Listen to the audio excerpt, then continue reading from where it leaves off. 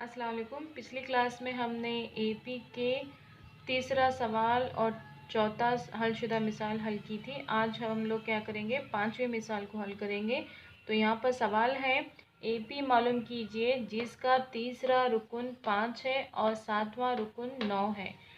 अब ये मालूम करने के लिए हम लोगों को एपी की मियारी शक्ल मालूम होना ज़रूरी है। तो एपी की मियारी शक्ल है A plus D, A plus 2d, A plus 3d। ये क्या है, मियारी शक्ल है एपी की। आखिरी रुकन क्या है, A plus n minus 1 into D.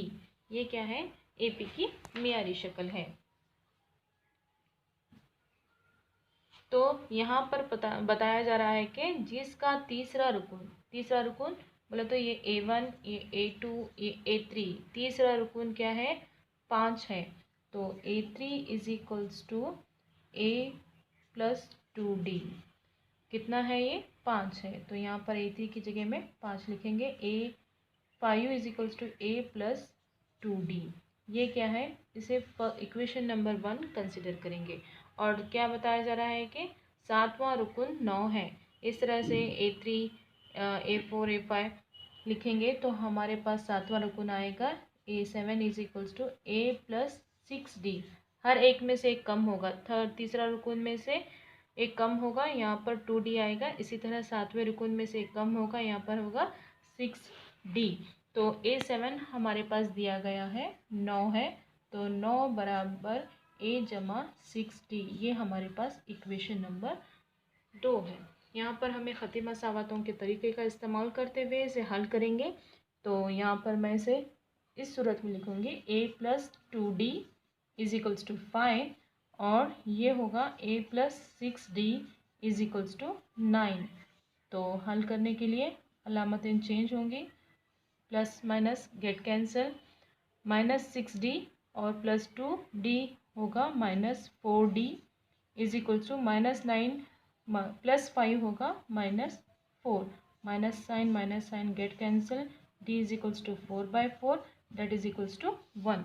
यानी कि d की कीमत आ रही है 1। नेक्स्ट हम लोग इसकी मदद से d की कीमत से a फाइंड आउट करेंगे।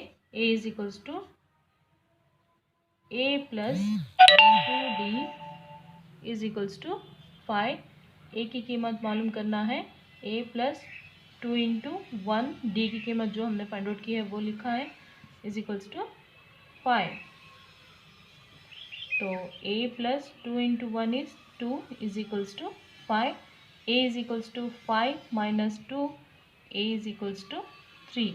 तो ये यहाँ पर a की कीमत क्या होगी, 3 होगी। ये जो है मियारी शक्ल है। यहाँ पर अगर हम देखेंगे तो यहाँ पर जो है a, यहाँ पर हमने फाइंड आउट किया 3 होगा। a प्लस डी, a की कीमत 3 है, जमा d की कीमत हमने फाइंड आउट की है 1, वो। नेक्स्ट a की कीमत फिर से 3 जमा 2 इंटू d की कीमत क्या होगी 1।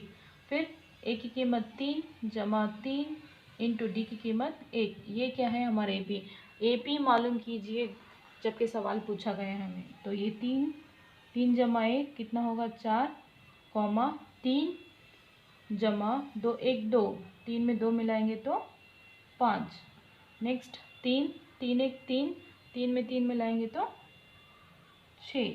तो इस तरह हमारा ये एपी होगा। यहाँ पर यही सवाल का हल हम कुछ इस तरह करेंगे।